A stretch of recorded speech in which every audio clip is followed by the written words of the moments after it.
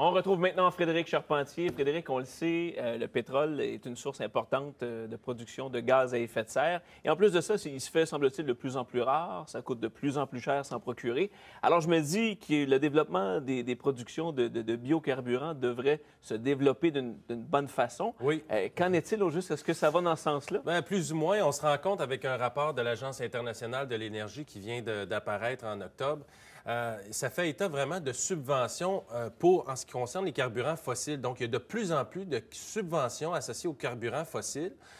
Donc au pétrole, pour rendre de plus en plus accessible finalement ce carburant-là, le pétrole, l'essence et tout. Et ça c'est comme une compétition pour le développement des biocarburants parce que plus le carburant, finalement, le pétrole est disponible à un prix raisonnable et moins on a le goût de développer des biocarburants. Tout à fait. Donc ça entre complètement en compétition et c'est pour ça que ça ralentit le développement de ces biocarburants-là.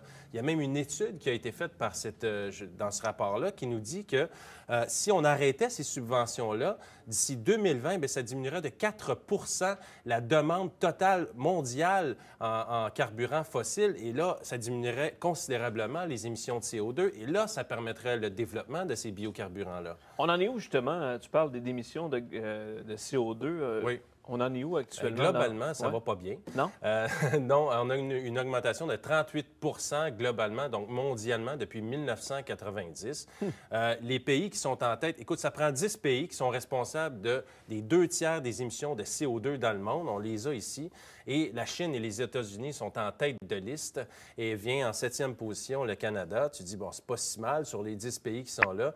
Et non, si on compare avec les autres pays, là, en Amérique du Nord, c'est 7,8 d'augmentation et au Canada, on a plus 20 d'augmentation de CO2. Et si on compare avec les autres pays qui ont ratifié l'entente, le protocole de Kyoto, on est à moins 14,7 donc moins 15 et le Canada, on est à plus 20. On est vraiment une tête de Turc là, vis-à-vis des autres pays un peu partout dans le monde. Si on se compare avec les pays plus populeux, là, dire qu'on fait piètre figure à ce niveau-là. C'est sûr qu'on est un pays très industrialisé. Il y a beaucoup d'entreprises qui sont établies chez nous, mais... Oui, il manque un plan. Là. Il manque un plan. Bon, on en est où en termes de développement biocarburant, en termes de rythme, en termes de production? Ça se passe comment? Ça se passe néanmoins très bien, mis à part le fait qu'on subventionne le carburant régulier fossile. Donc, on devrait doubler d'ici 10 ans la production de biocarburants.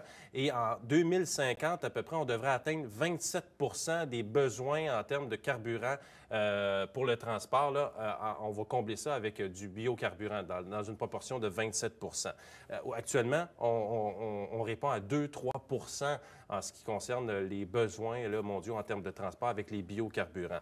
Le problème, c'est qu'actuellement, on dit, bon, aux États-Unis, on a des programmes, en Europe, on a des programmes, c'est qu'on utilise des terres qui sont d'abord destinées à l'alimentation. Ouais, et quand on fait ça, ça augmente le prix de la nourriture. Et quand on augmente le prix de la nourriture, la pauvreté augmente.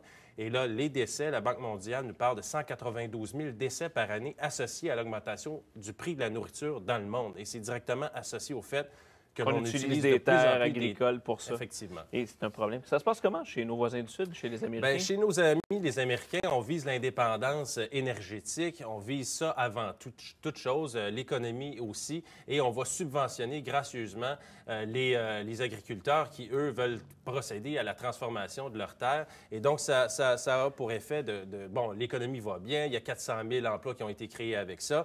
Le problème, c'est justement, c'est que on produit tellement d'éthanol à partir de maïs et on subventionne tellement cette espèce d'économie-là qu'on va même continuer d'importer du pétrole et d'exporter notre éthanol. Donc, incroyable. Finalement, on fonctionne à contresens. Là. Ça n'a rien à voir avec des préoccupations environnementales. C'est uniquement politique et économique. Et économique, en fait. On connaît la crise économique qui sévit aux États-Unis actuellement. Il y a beaucoup de chômeurs. Alors, c'est sûr que dès qu'il y a possibilité de création d'emplois, on va regarder ça. C'est ce qui prime. De l'autre côté de l'Atlantique, en Europe, ça se passe comment? Si on traverse l'océan, on s'en va en Europe, puis on se dit que d'ici 2025, l'objectif, c'est de compenser pour 10 la quantité totale de carburant pour l'avoir en biocarburant d'ici 2025. C'est très audacieux.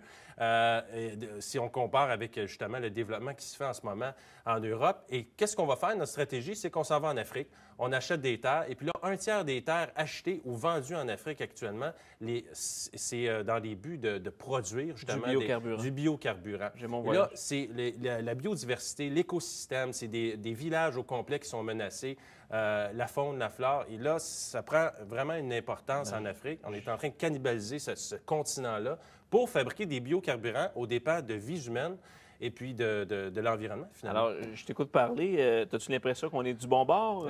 J'ai comme pas l'impression que, globalement, on va du bon bord. Ici, si on rapetisse un peu à l'échelle provinciale, au Québec, on a la chance d'avoir l'hydroélectricité. C'est une énergie qui est renouvelable. On voit d'Éden, on s'en va vers nulle part avec l'éthanol de première génération.